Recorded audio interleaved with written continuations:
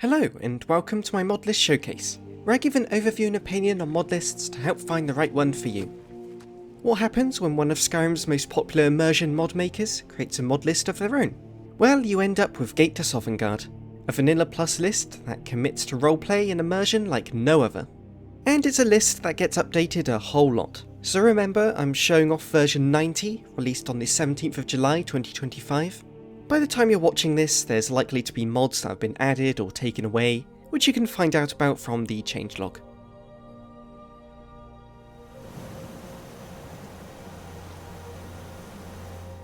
The mods on top of your Skyrim install total to just over 100 GB. Luckily, these 1,700 mods are all part of a Nexus collection, so there's just a simple guide you have to follow to get it all set up. Although it is at a mod number where I highly recommend you have Nexus Premium, as it will automatically download it all with a high download speed. You technically can install it without paying, but good luck clicking all the download links for 1,700 mods without going insane. Also, it's worth remembering that while this list is made with the Anniversary Edition content in mind, there is an option for those without it. Once it's installed, for most people it'll be ready to go right away, no setup required. But if you're like me and have a widescreen monitor, you'll have to grab a few ultra-wide patches recommended in the list Discord, and install them manually with Vortex. And if you have any problems with the resolution, aspect ratio, VSync and such, you can change these in the SSE Display Tweaks INI file, found in the plugins folder.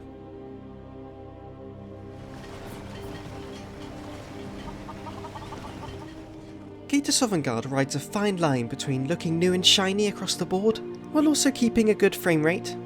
Now, a big part of this is down to the two features that you may actually want switched on or off depending on your PC. First, there's community shaders, the hot new thing in Skyrim modding, bringing over many of the features usually added by an ENB, without the huge impact to performance. So you have better shadows, lighting, reflections and so on.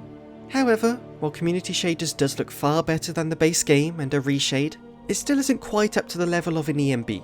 So while again it does still look great, those with performance to spare may want to swap it out for an ENB instead, which is easy enough. Or if you want to go in the other direction, you can disable the different community shader plugins to turn off the fancy features and gain yourself some more performance. Now, the second feature affecting performance is frame generation, a feature most modern games include where it generates fake frames in between real ones to increase FPS. I say increase in quotation marks. This will help a lot of people, especially with lower end PCs.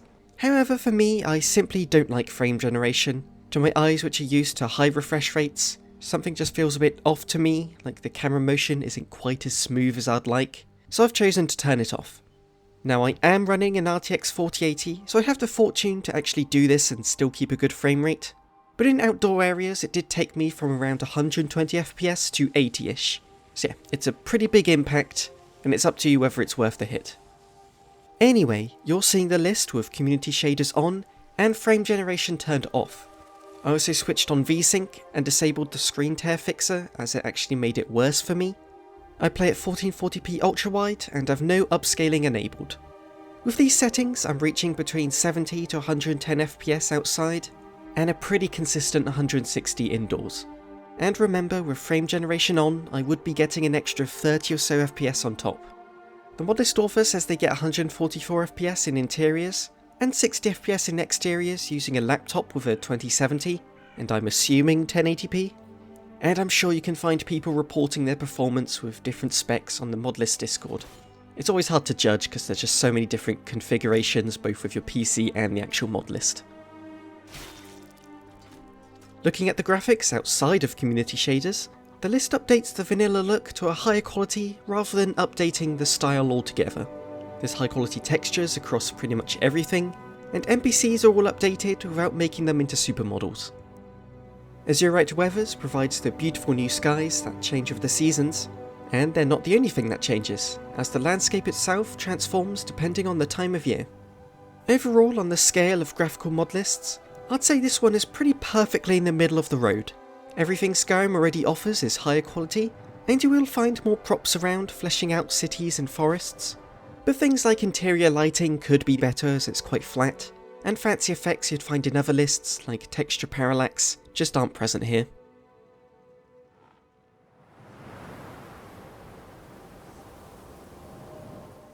As soon as you load into a new game, you get to select your starting gear, spells, backstory, and Fallout-style traits, like bows deal 50% more damage but draw 30% slower. This level of roleplay and freedom sets the precedent for the rest of the list. Become a bard with a unique bard skill tree and songs. Gamble your earnings in tavern card games. Lose everything and be forced to take employment as a farmhand, alchemist, or an innkeeper, where your skill level determines how good or bad of a job you do.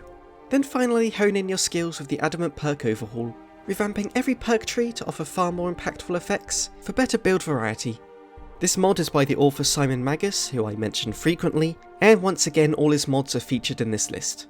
They revamp the core pillars for Skyrim, like the standing stones, shouts, alchemy, racial abilities, cooking, and so much more. All adding new balanced effects or entirely new gameplay features like scroll crafting or religious worship. These features are all great, but what really makes this list stand out from the rest is the commitment to immersion. The best thing I can relate it to is actually Red Dead Redemption 2, where the world just seems to naturally react around you, whether you interact with it directly or not. You can carry hunted animals on your back, or leave them to degrade over time. NPCs will react differently based on your reputation. You can climb up certain surfaces. The world will change during holidays and key parts of the main questline. Guards may randomly check your bags when you enter a city. You can travel on animated boats down the river, while distant ships make their own journeys. There's more dialogue options in general, and everyone just has more to say. Dirt and blood can be cleaned with water or soap, and your muscles even grow over time. I could go on and on about the immersive features. The term that comes up a lot is living, breathing world, and yeah, that sums it up pretty well.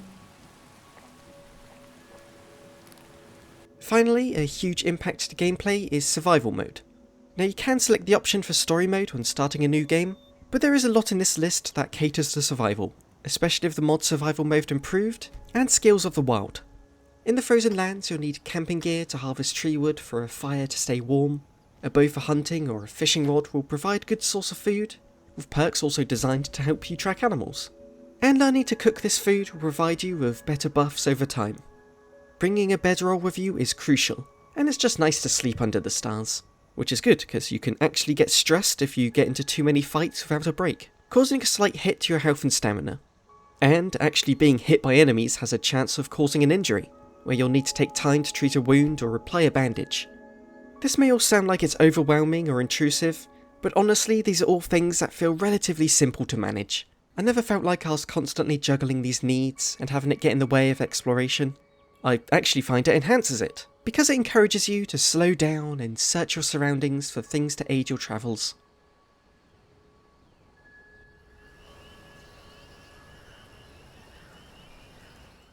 Blade and Blunt is the core combat mod on offer, prioritising stamina management and attacks of opportunity. Basically, blindly swinging your weapon or missing attacks will leave you far more vulnerable and exhausted. But if you wait and attack at the exact right moment, you can end a fight in just a few hits. This mod does have tons of features like new resistance effects, movement speed penalties, blocking and staggering systems, and much more. It's interesting to read on the mod page, but the main thing is that it feels natural, so you don't need to know all these details. You just have to be sensible in a fight. Now on its own, it does make shields pretty dang useful, but with the shield debuff mod, there's now a slight debuff to movement and power attacks if you have one equipped. It just makes having a one-handed weapon and no shield an actual viable option, as usually there's no reason not to have a shield equipped. Mysticism and a couple other magic mods add hundreds of new spells that feel both balanced and lore-friendly, and when combined with the new perks on offer, it gives you an insane amount of different playstyles. But for those who prefer to simply swing a weapon, the new animations and impact effects add so much weight to fights. And there's a lot more gore. As for enemies, the new AI makes them far more tactile in their movements. The main thing is that they'll no longer stand there as you hit them from a distance, they'll either run to cover, or charge right at you. And the enemies are far more varied in general, such as dragons, giants and draugr all having new variants and abilities.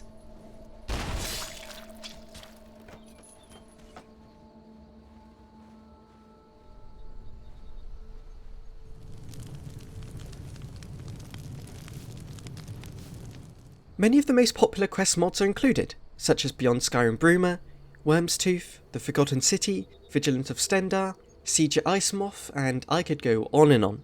Each of these offering huge new areas to explore and fully voiced quests. And there's a couple new quests added to the land of Skyrim on top. Some of these new quests are added from the new followers, again being fan favourites like Inigo, Lucian, Ori and Gore. Now, I've not had the chance to actually play all these quests because they add hundreds of hours of content, but from the ones I have played in the past, combined with this list's focus on immersion, I think it's safe to say they don't feel out of place and have quality voice acting. And many of the game's existing quests have had tweaks, mostly offering new dialogue options and outcomes catering towards roleplay. And for something a bit smaller and more manageable, the Missives mod adds tiny radiant quests on billboards in various cities. Also, as I was saying earlier in the graphics section, there's no huge changes to the landscape of Skyrim itself. However, there are plenty of new smaller discoveries to make. Just lots of unmarked locations like abandoned shacks, hidden chests and signs of life at the top of snowy mountain peaks. As well as in dungeons, where many of them are far larger with alternate routes to travel.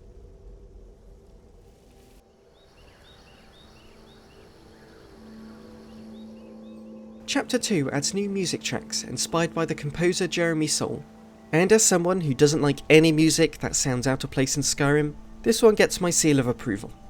NPCs now also have a wide variety of dialogue, both during conversations and out of them, so you'll find the towns and cities feel more alive in general. And with the audio overhaul mod, a huge amount of the audio has been overhauled. Shocker, I know. Have a listen for yourself.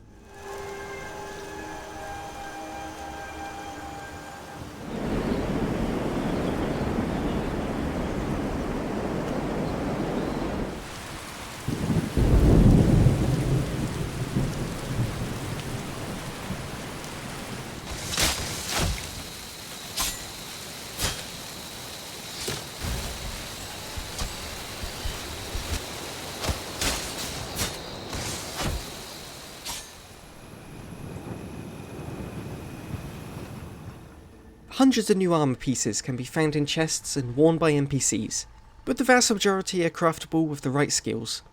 All of them seem well balanced and stick with Skyrim's vibe, so you won't be finding any skimpy clothing or Batman's suit, although all these new outfits do make blacksmithing a pretty vital perk tree to focus on, especially if you want to pimp out your looks. And the exact same applies to new weapons, where the reforging mod alone adds around 300 to find across Skyrim. But there has been some restraint, as most of these weapons look pretty standard. There's so many incredible looking weapon mods out there that it could have been easy to add them all, but they haven't been, and I think that's for the best. When gorgeous, unique looking weapons are easy to come across, suddenly they're not so unique and special. Outside of weaponry, there's some new useful gear as well, mostly focused around survival, like new camping supplies allowing you to build larger camps, and a water skin for staying hydrated. Plus new food items and potions can help you stay on top. As I mentioned before, the Mysticism mod, combined with a couple other mods, add hundreds of new spells. But these aren't all combat focused. There's ones that increase carry weight, let you walk on water, levitate items, improve lockpicking, and so on. Many of which can be crafted into scrolls or staffs.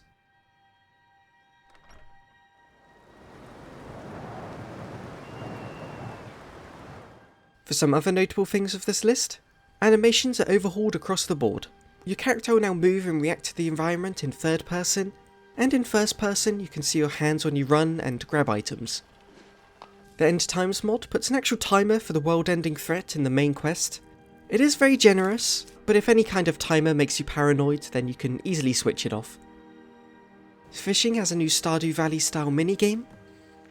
New player homes are scattered around for you to find and purchase. And the Hearthcraft mod lets you decorate your Hearthfire DLC with furniture. Lawbringer has cleared bandit camps be taken over by Imperials or Stormcloaks.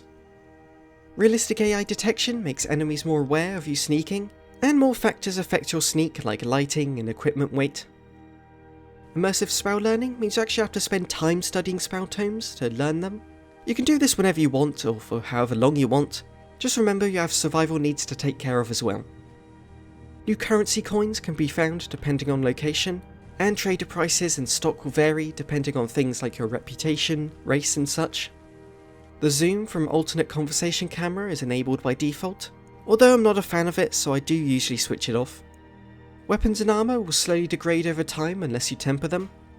And finally, be sure to look at the mods hotkey section on the Lists Nexus page.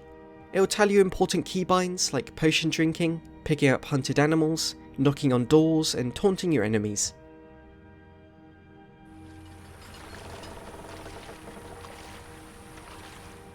I think Gate to Sovngarde is one of the most downloaded mod lists, not just because it's great, but because it's so easy to recommend.